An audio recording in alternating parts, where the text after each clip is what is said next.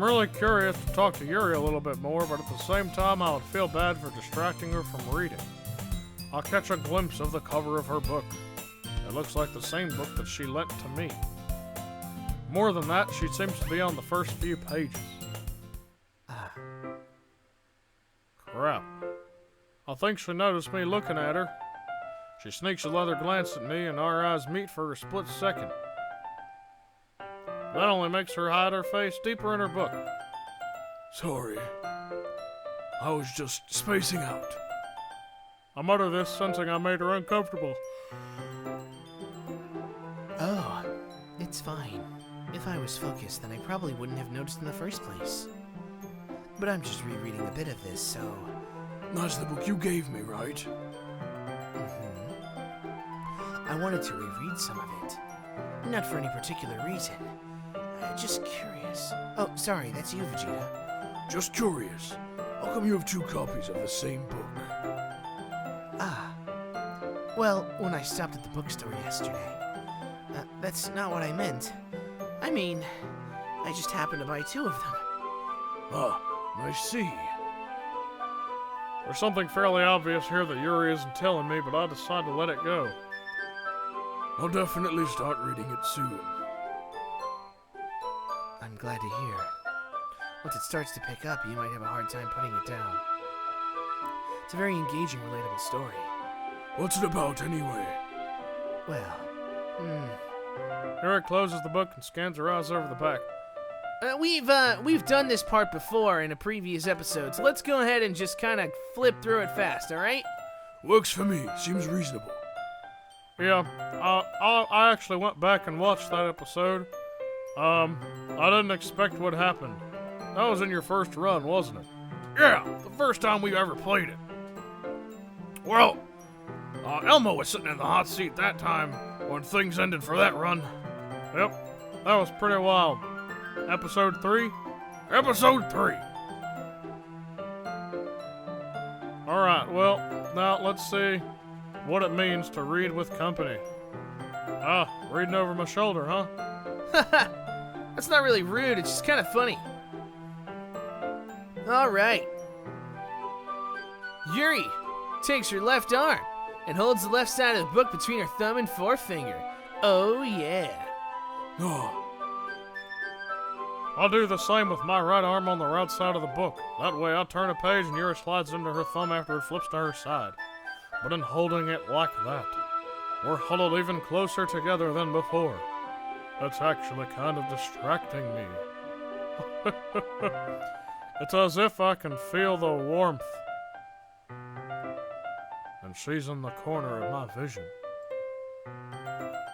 Are you ready? Huh? To turn the page. Oh, sorry. Think I got a little bit distracted for a second. I glance over at Yuri's face again and our eyes meet. I don't know how I'll be able to keep up with her. That's okay. You're not as used to reading, right? I don't mind being patient if it takes you a bit longer. It's probably the least I can do. Since you've been so patient with me. Yeah. Thanks. We continue reading. Yuri no longer asks me if I'm ready to turn the page. Instead, I just assume that she finishes the page before me, so I turn it by my own volition. We continue the first chapter in silence. Even so, turning each page almost feels like an intimate exchange. My thumb gently letting go of the page, letting it flutter over to her side as she catches it under her own thumb. Hey, Yuri. This might be a silly thought, but the main character kind of reminds me of you a little bit. You think so? How does she? Well, I guess she's more blunt in a lot of ways. But she also second-guesses all the things that she says and does. Like she's afraid she'll do something wrong. It's not like I can see into your head or anything, but they're kind of reminiscent of some of your mannerisms. I see. Now, I think, yep, we'll just skip on through this again. Good idea. We're getting into poetry time. Great. Let's go. I'm ready to read some poems. Let's make it happen. Come on. Be quick about it. Alright, let's do them in order. Ooh, I like this one, Vegeta. There's some nice feelings in it. I'm glad. That made it better than yesterday's. Let me think. I don't know. I guess I like them both. It's not very helpful, you know. Well, I'm not very good at figuring out if poems are good or bad. That's why I just go by my heart. If it makes me feel things, then it must be a good poem. I'm not sure that's exactly how it works. Then again, I guess conveying feelings is a pretty important part of this whole thing. Yeah, maybe. Honestly, I don't even know what kind of writing you like in the first place. Yeah, me neither. Why don't you at least try giving it some thought? Aw, you want to write something for me? That's so sweet. Yeah, right. You're always thinking about other people. You need to think about yourself once in a while. If you don't, you might end up getting hurt at some point. Huh? Well, I don't really know what you mean, but I'll try to keep it in mind. Well, whatever. Anyway, let's see. I guess I like happy poems. Wait, sometimes I like sad poems too. Sometimes a little bit of both. There's a word for that, right? What's the word I'm looking for? Bittersweet. Yeah. I like things that are happy and things that are sad. Happy and sad? I can't see you liking something sad, Sayori. Well, I like happy the most.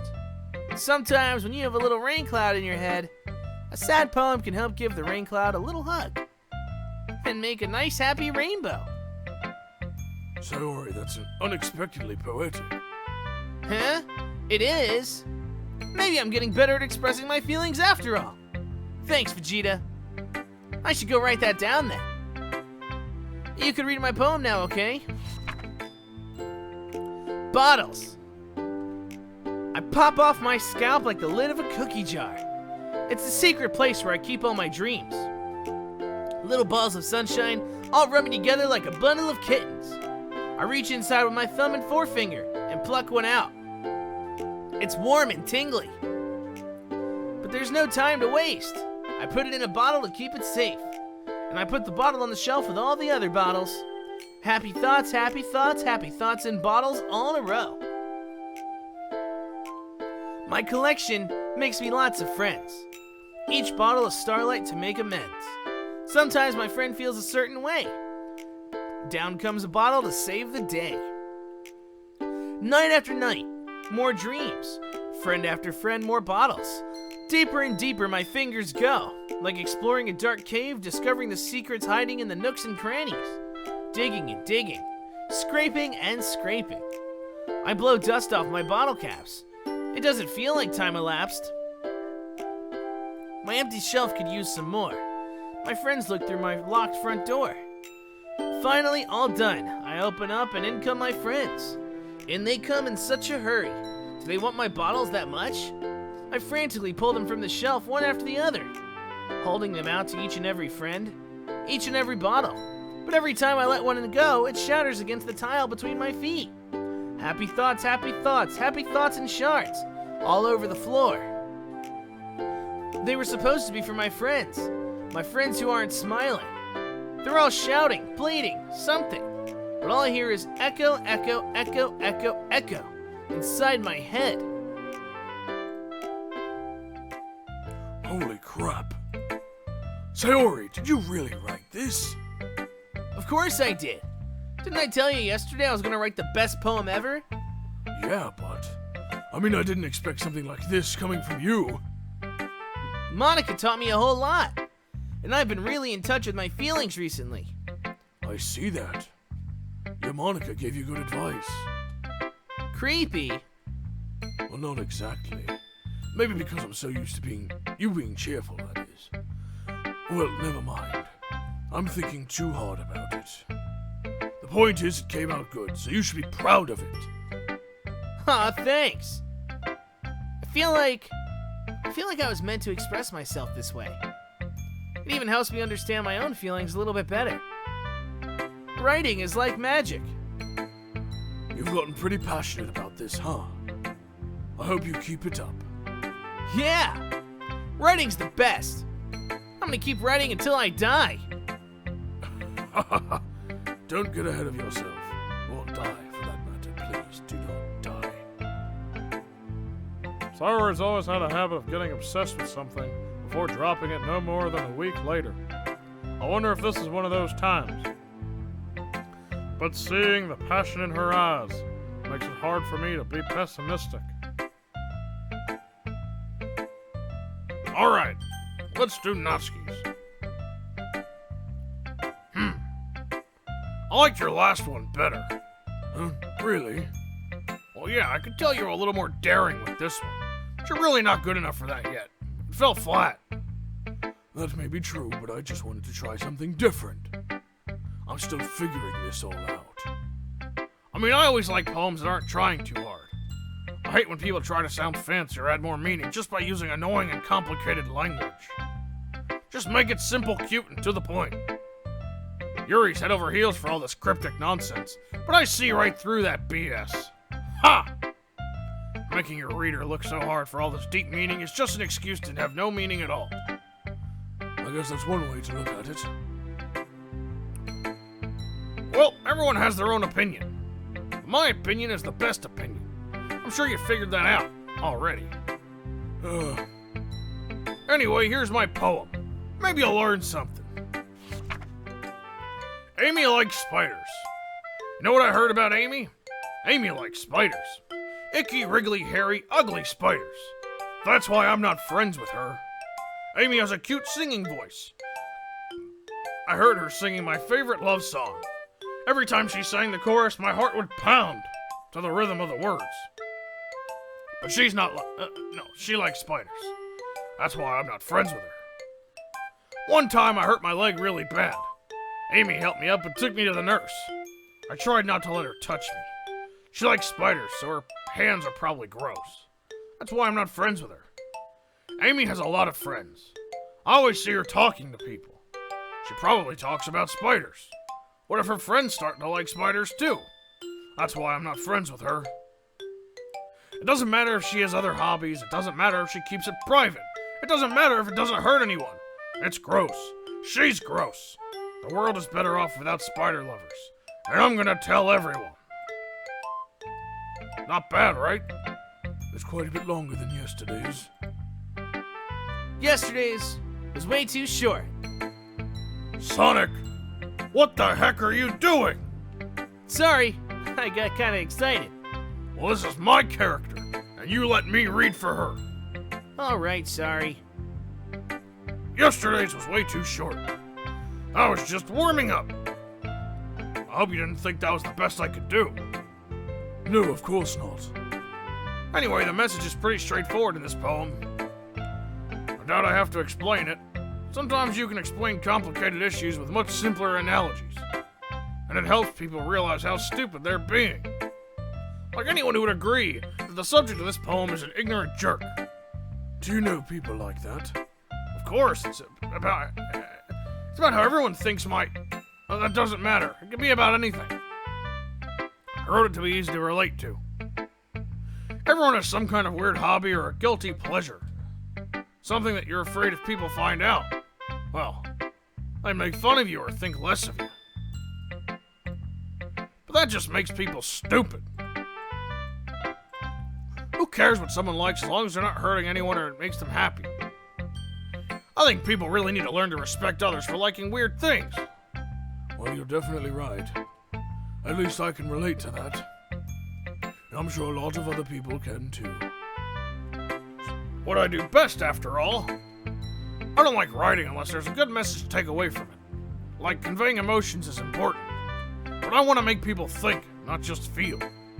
Remember that. I'm gonna write a good one for tomorrow too, so look forward to it. Alright, let's go. Let's see what you've written for today. Yura stares at the poem with a surprised expression on her face. Do you like it? Vegeta, how did you pick up on this so quickly? Just yesterday, I was telling you the kind of techniques worth practicing. Maybe that's why. Oh, sorry. Maybe that's why. You did a good job explaining. I really wanted to try giving it more imagery. Yuri visibly swallows. Even her hands appear sweaty. I'm not used to this. Used to what? I don't know. It's fine, take your time. Yuri breathes and collects her thoughts. I know that Yuri likes to think before she speaks, so I offer that patience to her. Yeah, just being appreciated like this, I guess. It probably sounds really stupid, but seeing someone motivated by my writing, it just makes me really happy. Are you saying you've never shared your writing before? Yuri nods. Really? I don't believe it. I really only write for myself. And besides, people would just laugh at me. Do you really think that? Again, Yuri nods. Huh? Even your close friends? Yuri doesn't respond to that. I wonder why. Anyway, do you want to share the poem you wrote today? Yeah, I do. If it's with you. The raccoon. It happened in the dead of night while I was slicing bread for a guilty snack. My attention was caught by the scuttering of a raccoon outside of my window. That was, I believe, the first time I noticed my strange tendencies as an unordinary human. I gave the raccoon a piece of bread, my subconscious well aware of the consequences. Well aware that a raccoon that is fed will always come back for more. The enticing beauty of my cutting knife was the symptom. The bread, my hungry curiosity. The raccoon, an urge. The moon increments its phase and reflects that much more light off of my cutting knife. The very same light that glistens in the eyes of my raccoon friend. I slice the bread, fresh and soft. The raccoon becomes excited. Or perhaps I'm merely projecting my emotions onto the newly satisfied animal. The raccoon is taken to following me. You could say that we've gotten quite used to each other. The raccoon becomes hungry more and more frequently, so my bread is always handy. Every time I brandish my cutting knife, the raccoon shows me its excitement. A rush of blood, classic Pavlovian conditioning. I slice the bread, and I feel myself again.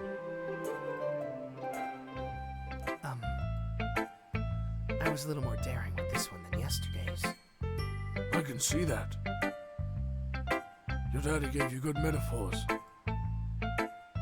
I don't know if it's my fault, but I can't begin to imagine what this poem is about. That's right. It's a bit closer to my preferred writing style.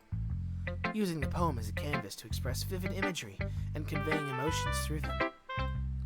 Yeah, if we take it at face value, then I can't even figure out what it's supposed to mean. Well, I think it's something that different people can relate to in their own way. I wanted to express the way it feels for me to indulge in my more unusual hobbies. It's those sort of things I'm usually forced to keep to myself. So, I sometimes enjoy writing about them. Huh, that's funny. Hmm? Didn't Natsuki also write something about that? About someone being ridiculed for a strange interest? She did. Yeah. She was talking about how it doesn't matter what you're into as long as you're not hurting anybody. She's right. I mean, does she really feel that way? Yeah. Sounds like you two have that in common. Well, that's interesting. To me, she seemed like the kind of person who would make fun of my hobbies. But I suppose that's my fault for judging, isn't it? Please don't tell her I said that. Don't worry. I have no reason to. Okay. Well, thank you for sharing it with me. After all, if I hadn't learned to embrace my own weirdness, I'd probably hate myself. I might be ranting a little bit now. But I'm glad that you're a good listener.